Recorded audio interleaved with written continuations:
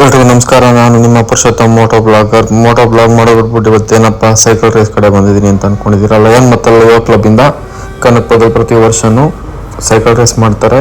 So high school ಮತ್ತು primary school ಮಕ್ಕಳು ಮತ್ತು 18 ವರ್ಷ ಮೇಲ್ಪಟ್ಟಿರೋರು ಪ್ರತಿಯೊಬ್ಬರು ಕೂಡ ಈ ಸೈಕಲ್ ರೇಸಲ್ಲಿ ಭಾಗವಹಿಸ್ತಾರೆ.